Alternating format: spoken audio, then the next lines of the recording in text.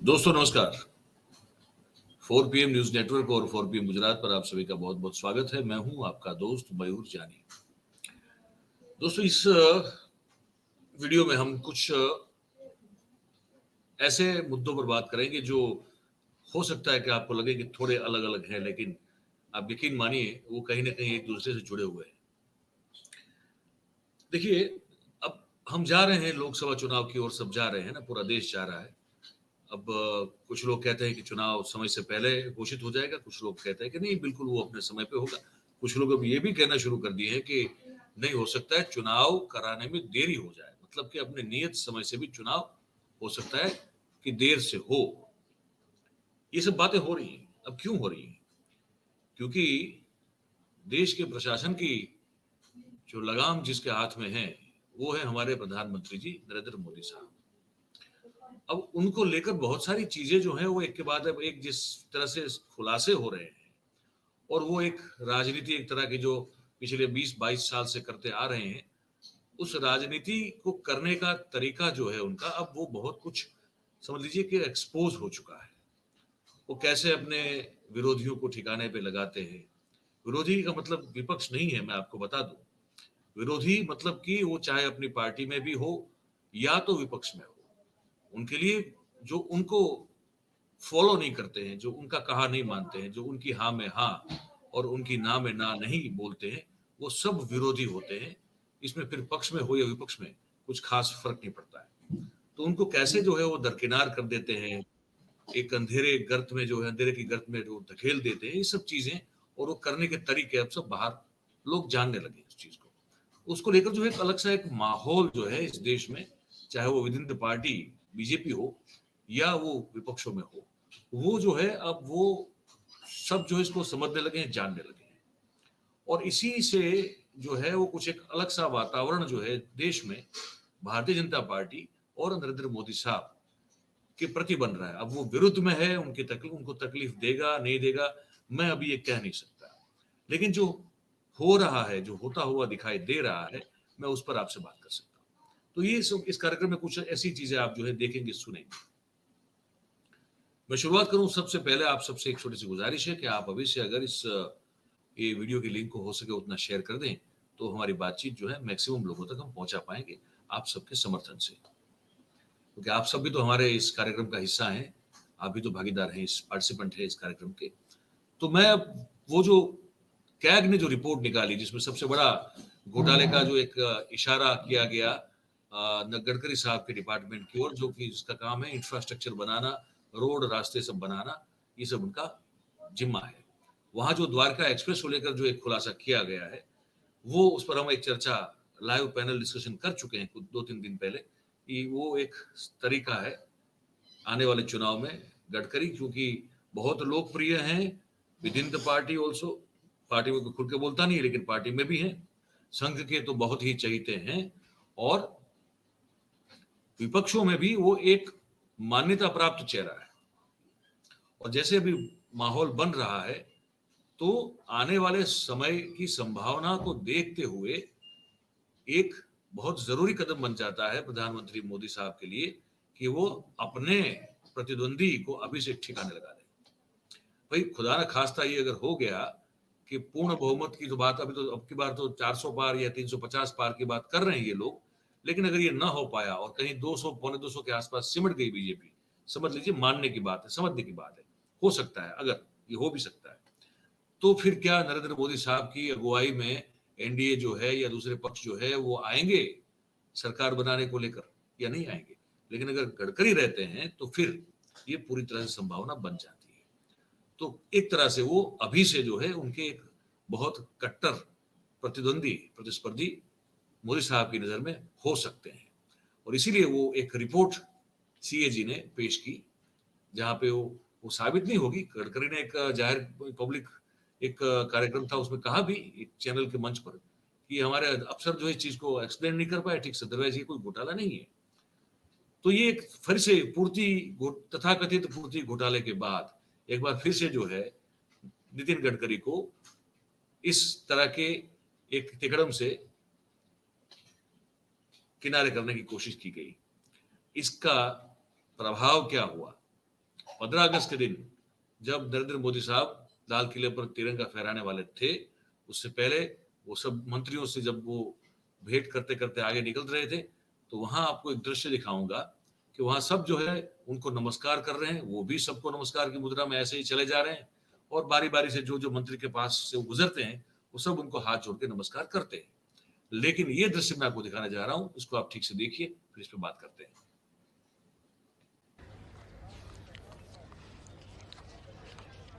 माननीय प्रधानमंत्री जी, माननीय प्रधानमंत्री जी, माननीय प्रधानमंत्री जी, माननीय प्रधानमंत्री जी, माननीय प्रधानमंत्री जी, माननीय प्रधानमंत्री। ये देखा आपने, सब जो है नमस्कार कर रहे हैं हाथ जोड़ के एक दूसरे को। मोदी जी जो है वो चलते चलते नमस्कार की मुद्रा में ही चल रहे हैं।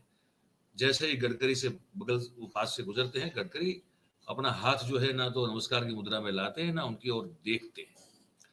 इसका क्या मतलब निकाला जाए? बिटवीन द लाइन्स जो है, बिटवीन द लाइन्स सुनना समझना, उसको परखना बहुत जरूरी होता है। तो ये बिल्कुल प्रधानमंत्री को ना नमस्कार करना ना उनकी ओर देखना, बाकी सब कर रहे हैं लेकिन वो नहीं कर रहे हैं।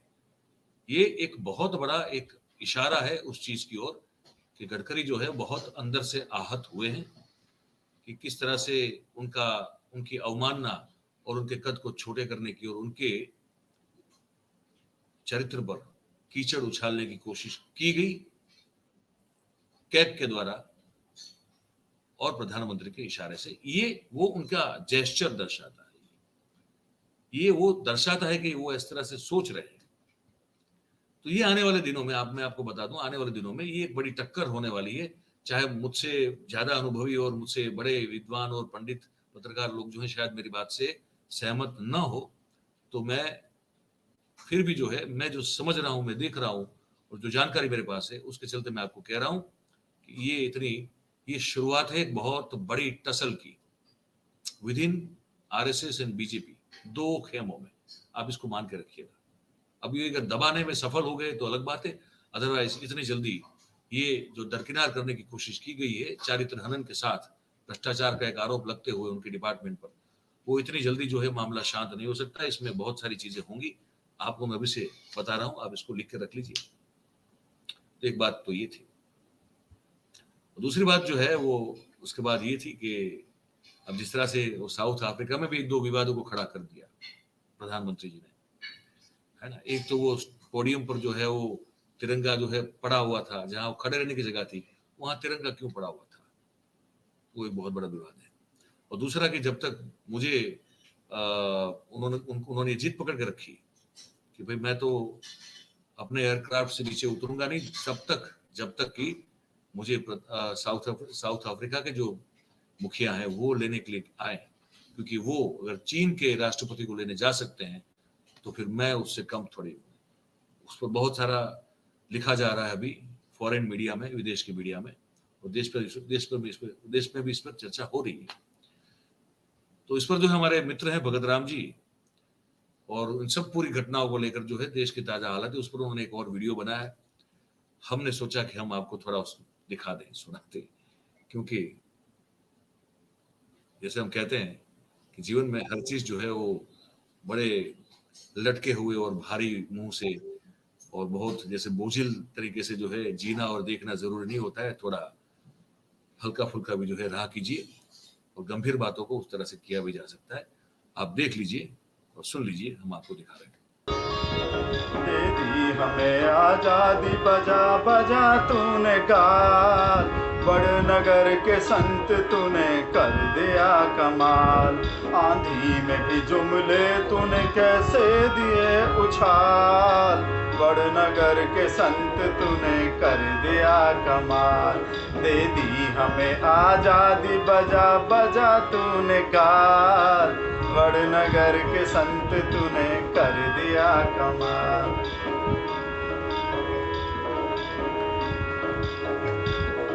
कोरोना से लड़ी तूने अजब ढंग से लड़ाई, मांगी जो पीपी किट तो तूने थाली बजवाई, नोटबंदी करके छीनी सबकी गाढ़ी कमाई, वारे फकीर खूब करामात दिखाई, चुटकी में बेच तूने दिया देश ये तमाम, और नगर के संत तूने कर दिया कमाल, हमें आजादी बजा बजा तूने गाल, बड़े नगर के संत तूने कर दिया कमाल।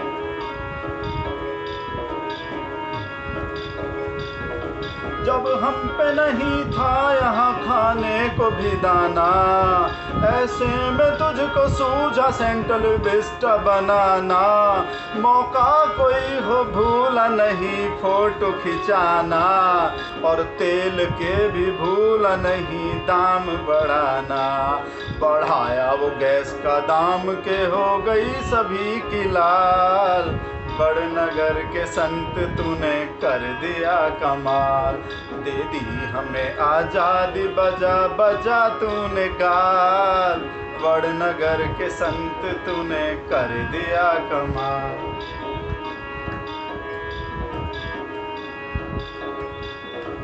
जग में मजा लिया है तो बस नमो तू ही लिया, जो चाह जैसा तूने वैसा प्लेन मंगा लिया, मांगा जो हिस्सा फंड का निजी बता दिया, एंकर को दिया बिस्कुट और गोदी बिठा लिया, उस दिन से आज तक है सवालों को रहा टाल,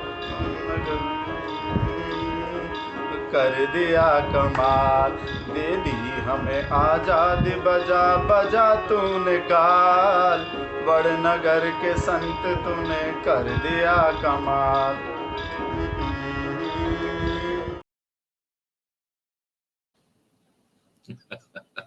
तो अब देखिए आप, अगर जिसमें जितने भी लोग जो कानसेन है, जो जो जो जिनको सुर की समझ है, ताल की समझ है, उनको ये बहुत बेसुरा लग सकता है, बहुत बेताला लग सकता है, पर वो उनका कसूर नहीं है, वो भगत राम की गलती नहीं है, वो जिनके चेले हैं, जिनके भगत हैं, वो उन्हीं की तरह तो होंगे, वो अपने प्रभु की तरह ही तो बर्ताव करेंगे, उनमें वही गुण होंगे, वही अवगुण होंगे, वो जो उनके प्रभु में होते हैं या उनके गुरु में होते हैं। तो वहां गलती जो है वो भगत राम की नहीं है।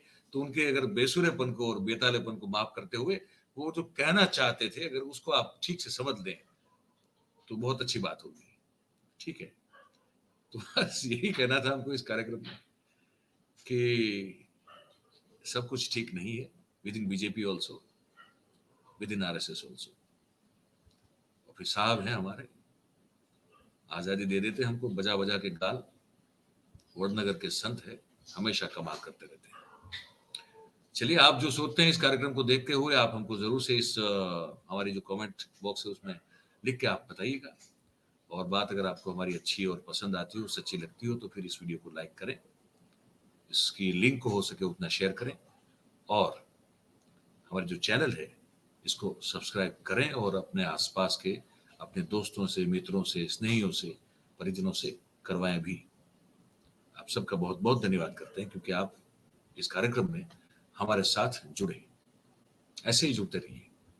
Thank you very much. नमस्कार।